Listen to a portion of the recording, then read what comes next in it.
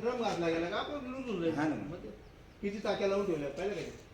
हा ना मग तेच तर मला वाटलं कारण हे फिट झाल्याच्या नंतर थोडी डिले करावं लागते म्हणजे चाके तर भरपूर जण ठेवले. हां निभायचं काम नाही एका जागेसाठी राहायची. नॉर्मल अर्धा एक आटा फिरवा लागेल.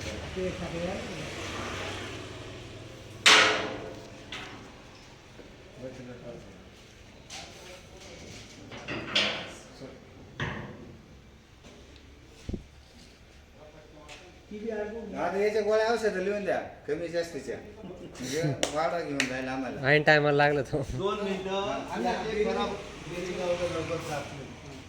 हां फक्त तुमचा खराब होणारा आयटम काय राहतं माहिती आहे का 12ला ती गिअर नाही पोपट गिअर हा मधला हा गिअर खराब होत राहतो आणि याला ऑइलिंग ब्लिचिंग जर केली तर ते 4-6 महिने जातात ते जर नाही केली तर 3 महिन्यातून फेकावं लागेल ना. केवढ्याच येतो तू असा घेतला तर आपण.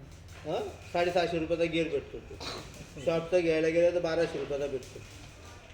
तर त्याच्यासाठी पूर्ण हांडी उतरवा ते उतरवा. हा ते नाही ते आता जे बी करेल भाडं लागलं ते झालं ते इथंच करेल दुसरीकडे नाही आता. तिकडे करायचंच नाही ना. नाही हां? ते पाणी मारलं त्याचं आता परत जाऊन चालू करून आपण बघू. हां चेक करून घ्यावं पुढं आपण वाटतंय चेक करून घ्या चालू करून घेऊ का आपण पाहू का मग करावंच लागेल.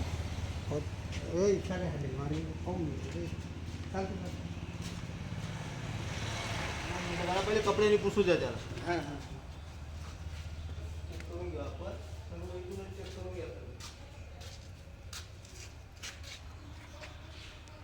ऑइल कशातून घ्यायचं ते पाहिलं पाहिजे. ना त्याचं वायसर राहतं ना ते नॉर्मल लिकेज जर राहिली नाही नाही पाहू अरे पहिले जेवढं भरलेलं होतं ना ते हा ना हा ना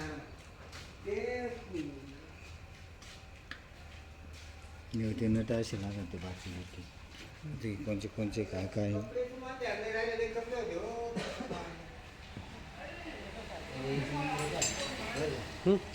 ते काही घ्यावं लागेल त्यांचे नंबर पण ते पद्धतीने आपल्याला आपण सुद्धा जर नसले हो काय मग काम थांबावं लागेल.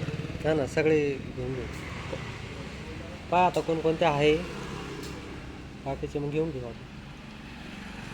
आणि कपडा पाहिजे एखादा हा 2 मिनिटं याला पंच बी कडक होऊन गेली ना तरी नाही वाटते काही कामाचं.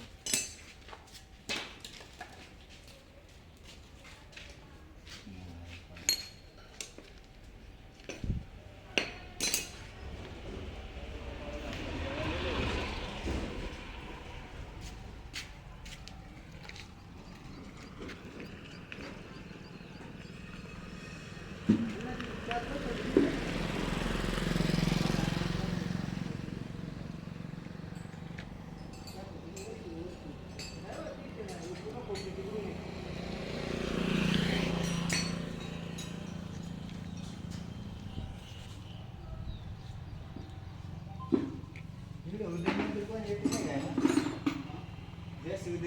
येते नाही दुसरं गॅरेजला काय